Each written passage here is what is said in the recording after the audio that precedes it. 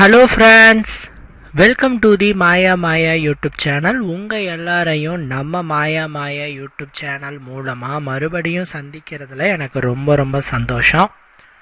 தொடர்ந்து நம்மளோட மாயா மாயா YouTube channel வாயிலாக நிறைய பயனினை அளிக்கக்கூடிய மருத்துவ தகவல்களை ஒன்றன் பின் ஒன்றாக பார்த்து கொண்டு வரோம்.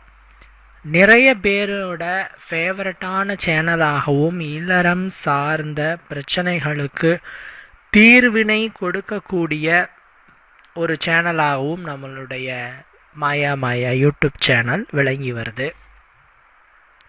அதாவதுங்க, இந்த இல்லறம் தொடர்பான பிரச்சனைகளுக்கு ஏற்படுற சந்தேகங்களுக்கு ஒரு தீர்வினை கொடுக்கிற ஒரு அற்புதமான ஒரு தளமாக நம்மளுடைய தளம் இருக்குது. நிறைய வீடியோக்கள் அப்லோட் பண்ணிக்கிட்டு இருக்கிறோம்.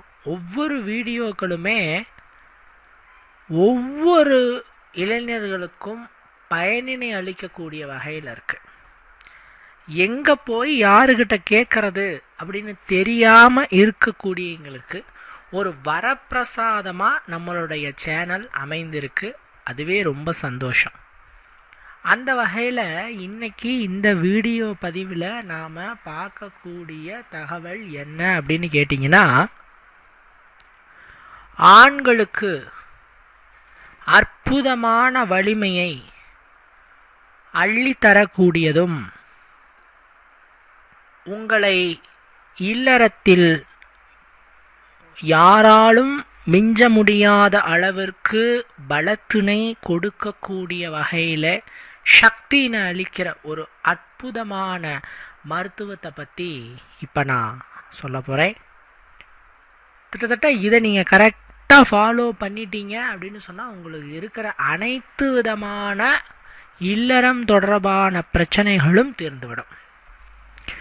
You are perfectly all right அப்படிங்கிற மாதிரி 100% உங்களுக்கு இருக்கிற எல்லா பிரச்சனையும் தீருங்கிறதுக்கு நான் கேரண்டி. சரிங்களா? ஆண்கள் நம்மக்கிட்ட கேட்குற கேள்வி, கமெண்ட்டில் கேட்குற கேள்வி பெரும்பான்மையாக என்ன அப்படின்னு கேட்டிங்கன்னாங்க, அந்த ஸ்டாமினா, ரொம்ப நேரம் சோர்வு இல்லாமல் சலிக்காமல் நல்ல திடமாக உற்சாகத்தோடு ஈடுபடக்கூடிய வழி என்ன அப்படின்னு தான் நிறைய பேர் கேட்குறாங்க. எங்களோட துணையோடு நான் ஹாப்பியாக இருக்கிறேங்க. எப்படி நாங்கள் ரொம்ப நேரம் ஸ்டாமினாவோடு இருக்கிறது அப்படின்னு கேட்குறாங்க. ரொம்ப சிம்பிள், வெரி சிம்பிள். இதுக்கு நிறைய பேர் மருந்து மாத்திரை அப்படின்னு எடுத்துக்கிறாங்க. அதன் மூலமாக உடல் உபாதைகளையும் வாங்கிக்கிறாங்க. எந்த பிரச்சனைக்குமே மருத்துவரின் பரிந்துரை இல்லாமல் மருந்து மாத்திரைகளை எடுக்கவே கூடாது.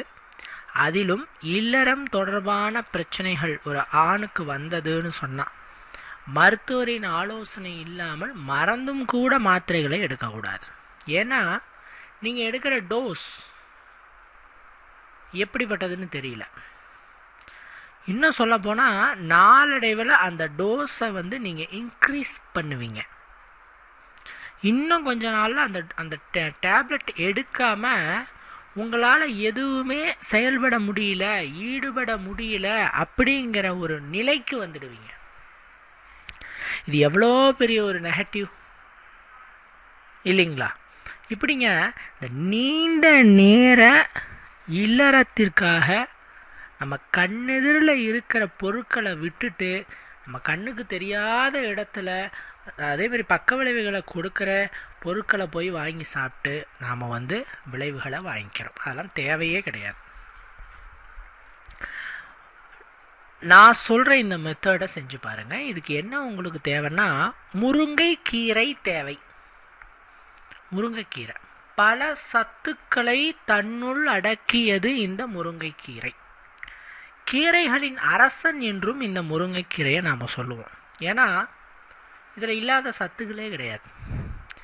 எக்கச்சக்கமான ஏராளமான சக்திகளை தன்னுள் ஒளித்து வைத்திருக்கும் ஒரு அற்புதமான கீரை தான் முருங்கைக்கீரை. நான் சொல்லுவேன், வீட்டில் ஒரு ஆம்பளை புள்ள இருந்தாங்க அப்படின்னு சொன்னால் முருங்கை மரம் வச்சிருங்கன்னு சொல்லுவேன். அதாவது சொல்லுவாங்க, ஒரு அப்பா அம்மா இருக்கிறாங்கன்னா பிள்ளை பெக்கும் போதே ஒரு தென்னங்கண்ணை வச்சுருங்க அப்படிம்பாங்க. ஏன்னா பிள்ளை வளர்த்த பிள்ளை நம்மளுக்கு, அதாவது பெத்த பிள்ளை சோறு போலனாலும் வளர்த்த தென்னை நம்மளுக்கு சாப்பாடு போட்டுரும் அப்படிங்கிறது ஒரு விஷயம். அது மாதிரி ஒரு ஆணுக்கு அந்த ஆண்மைக்கு உண்டான சக்தியை குறைவில்லாமல் அள்ளி கொடுக்கக்கூடிய ஒரு பொருள்னா அது இந்த முருங்கை மரம். இது பேரே பிரம்ம விருட்சம். மும்மூர்த்திகளில் படைக்கும் தொழிலை செய்யும் பிரம்மனினுடைய அருளை பெற்றது இந்த முருங்கை மரம். இது பேரே பிரம்ம விருட்சம். இதில் கிடைக்கக்கூடிய இலை, பூ, காய், அதனோட பட்டை, பிசின் என்று அனைத்துமே அற்புதமான பல வகைகளில் ஆண்களுக்கு பயன்படக்கூடியது.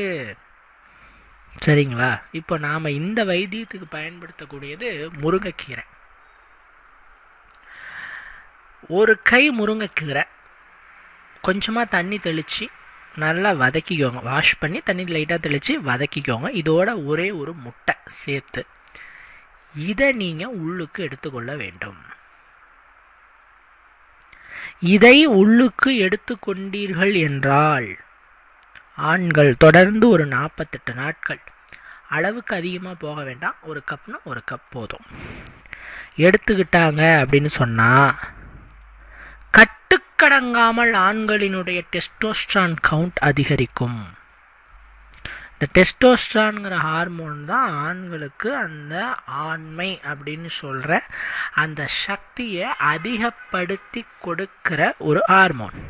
இதை இன்க்ரீஸ் பண்ணுறதுக்கு பல வழிகள் இருக்குது. அதில் ஒரு வழி தான் இந்த முருங்கை கீரையை சாப்பிடுவது. இந்த முருங்கைக்கீரையை ராவா அப்படியே சாப்பிட்றதும், அதோட ஒரு முட்டையை உடைச்சி ஊற்றி மிக்ஸ் பண்ணி சாப்பிட்றதும் ரெண்டுக்கும் டிஃப்ரெண்ட் இருக்குது. முட்டை இந்த முருங்கைக்கீரையில் சேர்ந்துடுச்சுன்னா இதனுடைய சக்தி 2 மடங்கு அதிகரிச்சிடும்.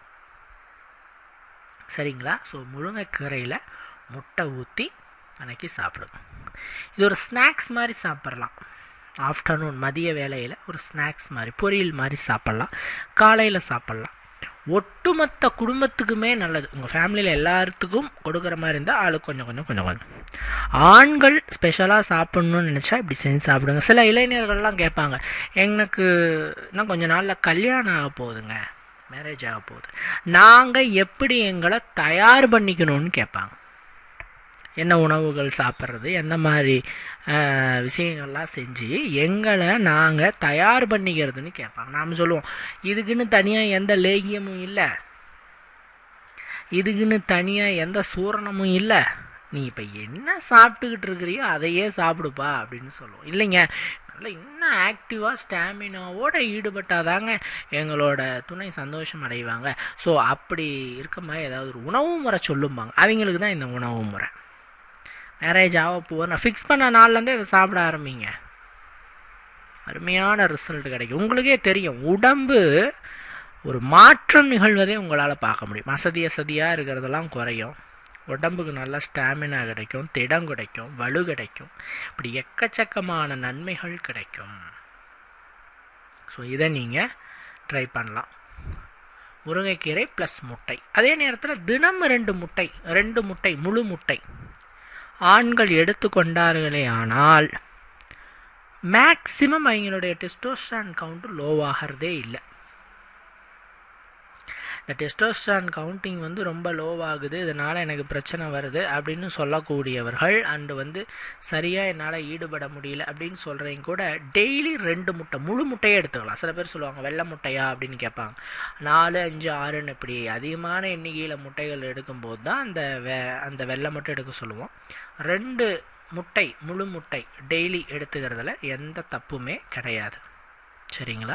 இது ஆண்கள் ரெகுலராக எடுத்துக்கலாம், ரொம்ப நல்லது.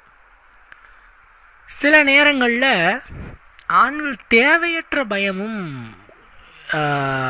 கொண்டிருக்கிறார்கள். அதில் குறிப்பாக திருமணம் ஆக போகிற ஆண்களுக்கு சில தேவையற்ற பயம் இருக்குது. நம்ம நிறைய இடங்களில் பார்த்துட்டோம். அது என்னங்க அப்படின்னு பார்த்தீங்கன்னா, நம்மக்கிட்ட சொல்லுவாங்க, சார் எனக்கு இப்போ கல்யாணம் ஆக போகுதுங்க, இன்னும் ஒரு 2 மாதத்தில் ஆக போகுது, எனக்கு எதிர்பாலினத்தோடு நான் பேசியும் எனக்கு பழக்கம் இல்லை, பழகியும் பழக்கம் இல்லை. அவங்கள பார்த்தாவே படபடன்னு வரும். எப்படிங்க கல்யாணம் பண்ணி நாங்கள் எப்படிங்க வாழ்ந்து எனக்கு ரொம்ப பயமாக இருக்கு. குறிப்பாக அந்த இல்லறத்தில் நினச்சாலே பயமாக இருக்குங்க, பதட்டமாக இருக்குதுங்க அப்படின்னு நிறைய பேர் நம்மக்கிட்ட சொல்லுவாங்க.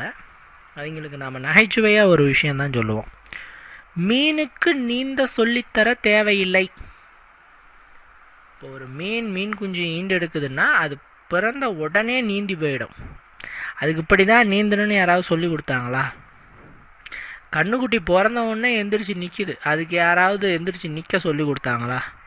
அங்கேயே போகிறீங்க. மனுஷனையே எடுத்துக்கோங்க, அவனே குப்பரை விளாட்றான், அவனே எந்திரிச்சு நிற்கிறான், அவனே பேசுகிறான், எல்லாமே செல்ஃபாக தானே உடலில் இருந்தது. ஸோ நம்ம உடலை இயக்கிறது எது அப்படின்னு பார்க்கும்போது ஜீன்ஸ். நம்ம உடம்பில் எல்லாமே அப்டேட் ஆகியிருக்கு. சரிங்களா? எது எது எப்படி எப்படி இருக்கு. இப்போ நல்லா பாருங்கள், ஒரு மாங்காய் இருக்குது. உங்கள் எதிர்த்து முன்னாடி உக்காந்துட்டு ஒருத்தர் மாங்காய் சாப்பிட்றாரு. உங்கள் நாக்கு ஊறுமா ஊறாதா? கண்டிப்பாக ஊறும்.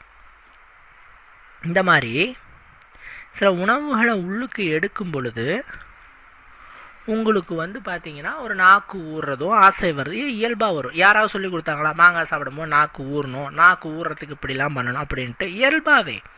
ஸோ இது எல்லாமே உள்ள ரெக்கார்ட் ஆகியிருக்கு. சரிங்களா? அதே மாதிரி தான் இந்த இனப்பெருக்கம் அப்படிங்கிற விஷயமும் உடலில் ரெக்கார்ட் ஆகிருக்கு. அந்த தாம்பத்தியம்ங்கிற விஷயமும் உள்ள ஆல்ரெடி இட்ஸ் ரெக்கார்டட். ஓகேவா? எல்லாம் ஸ்டோரில் பதிவாகிருக்கு. சரிங்களா? அதனால் ஒரு ஆணுக்கு சொல்லி கொடுப்பதல்ல மன்மதக்கலையை. அவங்களுக்கு ஆட்டோமேட்டிக்காக அவங்க அதை எதிர்கொண்டாங்க. கல்யாணம் பண்ணுறாங்க, முதல்ல அவங்கள அணுகிறாங்கும் போது அந்த எதிர்கொள்ளும் பொழுதே அவங்களுக்கு அதுக்கு உண்டான செயல்பாடுகள் எல்லாமே ஸ்டார்ட் ஆக ஆரம்பிச்சுக்கும். உங்களோட பாடியே அதுக்கான செயல்பாடுகளை உருவாக்க ஆரம்பிச்சுக்கும். ஸோ நீங்கள் எதை நினைத்தும் பயப்பட தேவையில்ல. இப்படியோ அப்படியோ இந்த மாதிரி ஃபெயிலியர் ஆகிடும். மேபி ஃபெயிலியர் ஆகலாம், ஒரு டைம் 2 டைம் ஃபெயிலியர் ஆகலாம். சில நேரங்களில் சில ஆண்கள் சொல்லக்கூடிய பதில்கள் என்னென்னா, இந்த முதலிரவு அப்படிங்கிற விஷயத்துக்குள்ளே போகும்போது எங்களால் பர்ஃபார்மன்ஸ் பண்ண முடியல, எழுச்சி அடைய மாட்டேங்குது, எனக்கு ரொம்ப கஷ்டமாக போச்சு அப்படின்னு பல ஆண்கள் நம்மக்கிட்ட குறைகளை சொல்லுவாங்க. அவங்கக்கிட்ட நாம் சொல்கிறது என்னென்னா, மேபி சில நேரங்களில், எல்லா நேரங்களிலும் எழுச்சி வரணுங்கிற அவசியம் இல்லை.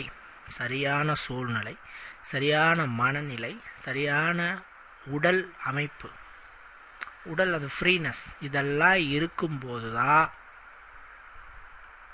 அந்த ஒரு எழுச்சியானது ஏற்படும். சில நேரங்களில் அந்த ஒரு டயர்ட்னஸ், அந்த பதட்டம், இந்த சூழ்நிலை காரணமாக எழுச்சி அடையாமல் ஆகலாம், மேபி ஆகலாம். அப்படி இருக்கும்போது ஃபீல் பண்ணாதீங்க, தயங்காதீங்க. ஒரு 2-3 நாள் கழித்து ஈடுபட்டிங்கன்னா மறுபடியும் நல்லா இதாக ஈடுபடுவீங்க. சரிங்களா? அதனால் ஏன்னா பல ஆண்கள் பயப்படுறாங்க. ஏன்னா இப்போது இன்றைக்கி கல்யாணம் ஆகுது, இன்றைக்கி இரவே ஆரம்பிக்குது. அப்படிங்கும்போது இந்த கல்யாண சமயத்தில் செய்கிற வேலைகள், அந்த சமயத்தில் இருக்கக்கூடிய சில பதட்டமான சூழ்நிலைகள், இதன் காரணமாக கூட உங்களுக்கு அந்த எழுச்சி அடையாமல் போகலாம். ஸோ நீங்கள் அதை மைண்டில் போட்டு குழப்பிக்க வேண்டாம். இன்னும் சொல்லப்போனால் பாக்ஷாயனரோட கூற்றுப்படி இந்த திருமணமான உடனே நீங்கள் பெண்ணோடு நெருக்கமாக இருக்கணுங்கிற அவசியம் வேண்டாங்கிறார் அவரே. ஒரு வாரம் கழிச்சே ஈடுபடுங்க அப்படின்னு சொல்கிறார். ஏன்னா நீங்கள் ஃபஸ்ட்டு டைம் ஈடுபடும் போதே அவங்கள ஒரு அதிகப்படியான திருப்திக்கு கொண்டு போயிடணும். அப்போது நீங்கள் ஃபிட்டாக இருக்கீங்களான்னு பார்க்கணும், நீங்கள் கரெக்டாக இருக்கீங்களான்னு பார்க்கணும், நீங்கள் எந்த ஒரு இதுவும் இல்லாமல் நீட்டாக இருக்கீங்களான்னு பார்க்கணும். சரிங்களா? அதனால் ஒரு ரிலாக்ஸ்டு மைண்டோட, ஒரு ஹாப்பி மைண்டோட உங்களுக்கு எப்போ தோணுமோ அப்போ ஈடுபடுங்க. உங்களோட துணைக்கிட்ட இதை பற்றி பேச சில நேரங்களில் ஆண்கள் பயந்துக்குவாங்க. ஐயோ, இதை நாம் சொன்னோம்னா பெண்கள் என்ன நினைப்பாங்களோ, என்ன சொல்லுவாங்களோ, நம்மளை தப்பாக எடுத்துக்குவாங்களோ. நிச்சயமாக தவறாக எடுக்க மாட்டேன். எனக்கு டயர்டாக இருக்குது, அசதியாக இருக்குது, நான் தூங்குறேன், அப்புறம் ஈடுபடலாம், ஒரு 2 நாள் கழிச்சுட்டு ஈடுபடலாம், தாராளமாக சொல்லுங்கள். அவங்க அக்செப்ட் பண்ணுவாங்க. ஓகே அப்படின்னு தான் சொல்லுவாங்களே தவிர உங்களை அவங்க தவறாக நினைத்து கொள்ள மாட்டார்கள். அதே மாதிரி சில நேரங்களில் ஆண்கள் வந்து அந்த திருமணமான உடனே சில விஷயங்களை சொல்கிறேன் அப்படின்ட்டு ஒரு சில விஷயங்களை சொல்லிடுவாங்க. அதில் முதல் விஷயம் என்னென்னா, அவங்களுடைய கடந்த கால காதல், யாரையாவது மேபி லவ் பண்ணியிருக்கலாம், யாருக்கிட்டையாவது அந்யூன்யமாக இருந்திருக்கலாம். இதை வந்து நான் ஓப்பன் மைண்டடாக இருக்கேன், ஃப்ரீ மைண்டடாக இருக்கேன் அப்படின்ட்டு அவங்களோட துணைக்கிட்ட சொல்லிவிடுவாங்க. இது பெரிய பிரச்சனையெல்லாம் போனதை நான் பார்த்துருக்கேன். அதாவது நுணலும் தன் வாயால் கெடும்பாங்க.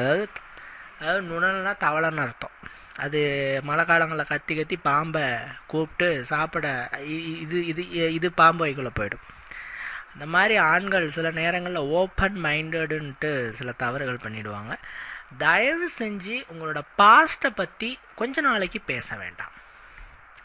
அந்த அந்த பாஸ்டில் அந்த லவ் விஷயங்கள் இதெல்லாம் பேச வேண்டாம். மேபி அந்யூன்யமாக இருந்தீங்க, பிடிச்சிங்க, அதுவும் சொல்ல வேண்டாம். மேக்ஸிமம் அவாய்ட் பண்ணிவிடுங்க. அது வந்து சில நேரங்களில் பெண்கள் இதை கொஞ்சம் கவனிக்கணும். ஏன்னா பல ஆண்கள் போட்டு வாங்கிறதுக்காக கேட்குறாங்க, யார் அது திருமணத்துக்கு முன்னாடி லவ் பண்ணியா, அப்படி இருந்தியா, அப்படி. இந்த பெண்களும் ஃப்ரெண்ட்லி அப்படின்னு சொல்லிடுறாங்க. இது பெரிய பிரச்சனைக்கு தான் போகுது. அதனால் ஃபஸ்ட்டு விஷயம், உங்களோட பாஸ்ட்டை பற்றி பேச வேண்டாம். ரெண்டாவது, சில நேரங்களில் ஆண்கள் வந்து எனக்கு வந்து ரொம்ப சின்னதாக தான் இருக்குது என்னோடய சைஸு, என்னால் சரியாக ஈடுபட முடியாது, நான் சோர்வு அடைஞ்சிருவேன், எனக்கு சீக்கிரமாக வந்துடும், என்னமோ இவங்க வந்து பல தாட்டி அட்டன் பண்ண மாதிரி அது ஒரு பெரிய ஒரு லெக்சர் எடுப்பாங்க. இது என்ன பண்ணுன்னா பெண்களுக்கு ஒரு விதமான ஒரு தாழ்வு மனப்பான்மையை ஏற்படுத்தும். ஐயோ, இவரால் உண்மையாலுமே முடியாதோ, இவரால் சாட்டிஸ்ஃபேக்ஷன் பண்ண முடியும், இந்த மாதிரி அவரால் முடியும்னா கூட முடியாதோன்ட்டு. ஸோ தயவு செஞ்ச ஆண்கள் அவர்களினுடைய உடல் அங்கங்களை பற்றி அந்த குறைகளை பற்றி சொல்ல வேண்டாம். ஆக்சுவலாக குறை நிறைங்கிறது எதுவுமே இல்லை. இப்போது ஆண்கள் வந்து சைஸ் இல்லை, சைஸ் ரொம்ப சின்னது அப்படின்னு சொன்னாங்கன்னா, அந்த ஆண்களுக்கு சைஸ் சின்னதுங்கிறது எப்படி தெரியும்? நீங்கள் போய் மருத்துவரை பார்த்தீங்களா, அவர் சொன்னாரா, இல்லை உங்களுக்கு எப்படிங்க தெரியும் அப்படின்னு கேட்போம். இவங்களே ஏதாவது கற்பனை பண்ணிக்கிட்டு மனைவிகிட்ட சொல்லிடுறது, அவங்க அதையே வச்சுக்கிட்டு இது பண்ணுறது. அதனால் நீங்கள் வந்து உங்களோட உடல் அங்கங்கள் இருக்கிற அந்த விஷயங்கள், நீங்கள் நினச்சிக்கிட்டு இருக்க விஷயங்கள், அதெல்லாம் அவங்ககிட்ட ஷேர் பண்ணிக்க தேவையில்லை. அடுத்த ஒரு 3வது முக்கியமான விஷயம் என்ன அப்படின்னு கேட்டிங்கன்னா, பேசுதல்.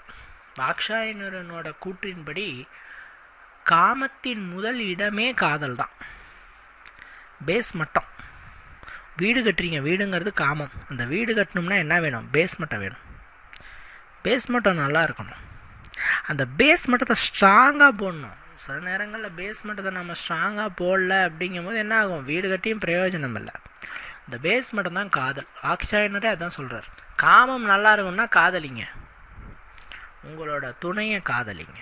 எந்த அளவுக்கு உங்களுடைய துணையை நீங்கள் காதலிக்கிறீங்களோ அந்த அளவுக்கு உங்களுடைய காமம் நன்றாக இருக்கும். உங்களோட பர்சனல் லைஃப், உங்களுடைய அந்த தாம்பத்திய வாழ்க்கை, இல்லற வாழ்க்கை நல்லா இருக்கும். இது வந்து பல ஆண்களுக்கு தெரியல. அவங்க என்ன நினச்சிட்டாங்க, காதலுங்கிறதெல்லாம் இல்லைங்க, அதெல்லாம் சும்மா பேசுறதுனால என்ன கிடைக்கும், மனைவிகிட்ட வந்து 1 மணி நேரம் பேசுகிறோம், இதில் என்னங்க கிடைக்கும் அப்படின்னு சொல்லுவாங்க. அந்த பேசுறதுல தான் இருக்குது. அந்த 1 மணி நேரம் பேசுறது அவங்களுக்கு ஒரு வருஷம் நம்ம கணவர் நம்மளோட சந்தோஷமாக இருக்கிற மாதிரி அவங்களுக்கு ஃபீலிங்கை ஏற்படுத்தும். இன்னொன்று சொல்லவா, தாக்ஷாயணரோட கூற்றின்படி வெறும் வார்த்தைகளை வைத்தே, பேசும் பேச்சினை வைத்தே ஒரு பெண்ணை உச்சத்தை அடைய வைக்க முடியும். அந்த மாதிரி விஷயம், அந்த மாதிரி டெக்னிக்லாம் இருக்குது. இதை வந்து ஆண்கள் கற்றுக்கணும். ஆண்கள் வந்து நினச்சிட்டு இருக்கிறது என்ன, சைஸு பெருசாக இருக்கணும், அதை வச்சு ஈடுபடணும், அப்போ தான் திருப்தி அடைவேன், இது ஒன்று தான். அப்படிலாம் கிடையவே கிடையாது. சைஸை வச்சுக்கிட்டு ஒரு பெண்ணை திருப்தி பண்ண முடியுங்கிறது முட்டாள்தனம். ரொமான்ஸ் மூலமாக, முத்தம் மூலமாக, பேசுதல் மூலமாக, வர்ணிக்கல் மூலமாக, தொடுதல் மூலமாக, எத்தனையோ முறைகள் எக்கச்சக்கமாக இருக்குது, ஒன்றும் ரெண்டு கிடையாது. எத்தனையோ முறைகளில் ஒரு பெண்ணை உச்சத்தை அடைய வைக்க, இது எல்லா டெக்னிக்கையும் ஆண்கள் கொஞ்சம் தெரிஞ்சுக்கணும். சரிங்களா? அதனால் ஒரு திருப்திகரமான இல்லறம் அமைய வேண்டும் என்று நினைப்பவர்கள், திருமணத்துக்கு ரெடி ஆகிட்டு இருக்கவங்க, இந்த விஷயத்தில் எல்லாம் ஃபாலோ பண்ணுங்கள். நிச்சயமாக உங்களுக்கு யூஸ்ஃபுல்லான பல நன்மைகள் கிடைக்கும். கண்டிப்பாக இந்த வீடியோ உங்களுக்கு யூஸ்ஃபுல்லாக இருக்குன்னு நான் நினைக்கிறேன் ஃப்ரெண்ட்ஸ். இன்னொரு வீடியோவில் நான் உங்களை வந்து சந்திக்கிறேன். பாய்.